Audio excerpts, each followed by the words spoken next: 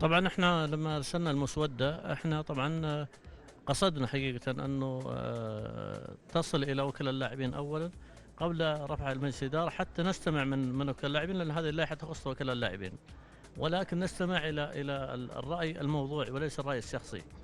احنا اشترطنا حقيقه انه يكون وجود مقر فعلا متواجد، بالاضافه الى التفرغ للمهنه لوكلاء اللاعبين، أن يكون الوكيل اللاعبين متفرغ تماما لهذه المهنة، بالإضافة إلى إجازة اللغة الإنجليزية تحدثا وكتابة يعني.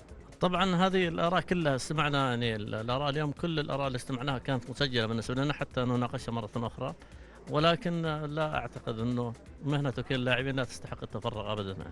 لا معلش، هذا الوضع وضع وكلاء اللاعبين مختلف اختلاف جذري بالنسبة لأعضاء الاتحاد السعودي، أو هناك بعض الاتحاد هو المنظومة. لا الموضوع هناك بعض اللجان تتطلب تواجد اللغة الإنجليزية حقيقة، لكن ايضا انا كعضو في اللجنه السباعيه لوضع النظام الاساسي الاتحاد السعودي، واعرف النظام واعرف ماذا يعني يتطلب لتواجد اللجان، وما هي اللجان ايضا التي لها صلاحيات في اتخاذ ما تراه مناسب بالنسبه للوكلاء التي تحت مظلتها. بالنسبه للجنه الاحتراف من ضمن الناس اللي يعني مسؤولين عنهم هم وكلاء اللاعبين، فنعرف حقيقه النظام سواء في الاتحاد السعودي لكره القدم او في لوائح الاتحاد الدولي تعطي الاتحاد الاهلي جميع الصلاحيات في اتخاذ ما ترى مناسبا. اتحدث يعني بهذه الامور طالما لم يصلنا شيء رسمي لا استطيع التحدث، لكن طالما اللاعب دخل 6 اشهر فهو لاعب حر يستطيع التوقيع لاي نادي يرغب فيه.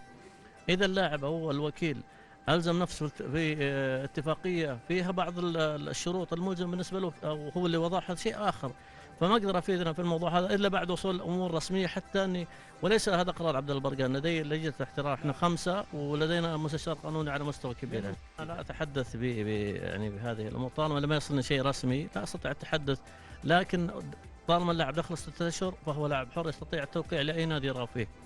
اذا اللاعب او الوكيل الزم نفسه في اتفاقيه فيها بعض الشروط الملزم بالنسبه له او هو اللي وضعها شيء اخر، فما اقدر افيدنا في الموضوع هذا الا بعد وصول امور رسميه، حتى اني وليس هذا قرار عبد الله البرقان، لدي لجنه احتراف احنا 5.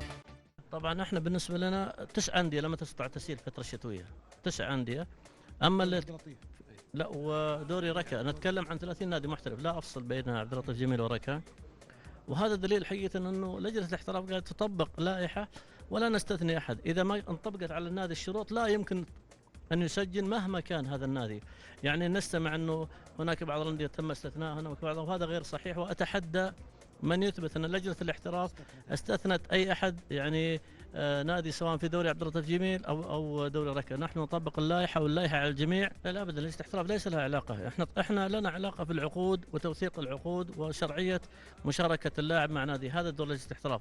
اما انضمامه للمنتخب وعدم انضمامه او انه تخلف وكذا هذا ليس لنا علاقه في لجنه الاحتراف بتاتا. يعني عبد العزيز السعران هو من الشكاوى اللي كانت تمنع الناس من التسجيل، لكن اللاعب سحب شكواه، هذا شيء موضوع يخصه يعني لا يخص لجنه الاحتراف. نحن في لجنه الاحتراف نشترط موافقه الشاكي على انه يعني يا يكون استلم المبلغ او يكون وافق على الجدوله او يسحب الشكوى. انا بالنسبه لي انا كرئيس لجنه الاحتراف وايضا عضو في الاتحاد السعودي لكره القدم، احنا لما اتخذنا قرار انه يعني وضع اللاعب الاستثمار كان لهدفين حقيقه. الهدف الاول انه يعني لما يكون المدرب لا يرغب في اللاعب غير السعودي هذا ما يكون النادي ملتزم ان يدفع يسوي مخالصه ويدفع مبلغ كبير جدا، فيوضع هذا اللاعب على قائمه الاستثمار، اما يعار اما يكون هناك مده اطول لانه يسوي مخالصه على وقت يستطيع جلب لاعب اخر. هذا هدف. الهدف الثاني بالنسبه للاعب الاستثمار انه انا ممكن استفيد منه لبيعه حتى داخل المملكه يعني، ولكن ليس انه يشارك خارجيا، هذا بالنسبه للجنه الاحتراف. اما بالنسبه لاتخاذ الاتحاد السعودي او بموافقه هذا من صلاحيات المجلس الاداره، ومجلس الاداره هو من وافق اصلا على وضع 2 في لائحه قائمه الاستثمار. انا اتحدث لن يكون هناك اي عضو في لجنه الاحتراف قد سبق العمل له في الاتحاد السعودي. لو تلاحظ ال5 اعضاء في لجنه الاحتراف لاول مره في تاريخهم يعملون في الاتحاد